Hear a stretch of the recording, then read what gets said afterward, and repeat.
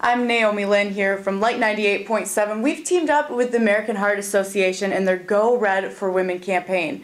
Now they're holding a health fair and a special luncheon, and we decided that we're going to take a look at local survivors, people from the area, stories, information, and people who've been affected firsthand by this. Now I'm here with Val, and you were telling me a little bit about your story earlier.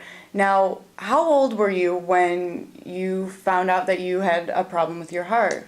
I was 3 years old. Okay. I was very sick and I was not getting any better. Okay, now what exactly was wrong? I had scarlet fever, and that went into rheumatic fever. And because I wasn't getting any better with medications, they dove a little deeper and they found that I had a heart murmur, or what's commonly known as a hole in the heart. Okay. Now, what did doctors have to do? Like, were they able to fix this, or? Well, I had a couple catheterizations, and up until the age of 13, it was closing on its own, which is very common. Normally, they will close without any problems. Mine, at 13, opened up the size of a quarter, and at that point, they decided I had to have open heart surgery. At 13? At 13. Of course, me being 13 and a little bit of a rebel, I asked the surgeon, if I don't have the surgery, how long will I survive? His answer, probably 30 years old. I thought 30 was old. Right, especially at that age, you know. 30, you got plenty of time. I had my whole life. Right. And then after the surgery, he came back in and said it had progressed so much. I had about 9 months left to live. Wow. Yeah. So now are you on medication, anything with it, or were they able to fix it all right then and there? I never took a drug. I have never been on medication. The only thing that I did, I made the mistake of getting very heavy at a point in my life, and I started to have heart palpitations.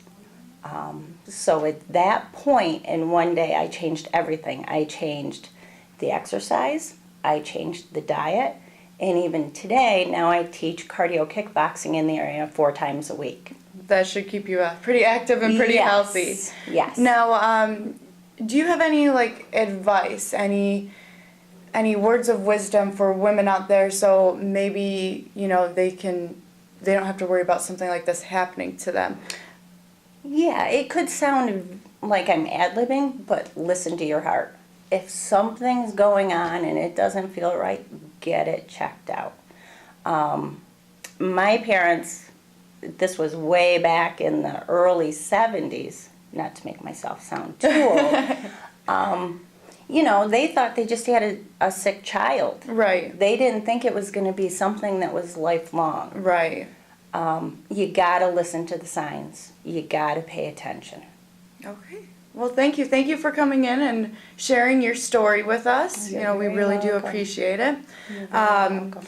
We have a whole list of local survivors and local stories. Make sure you check out the other stories. They're up now. Just go to light987.com.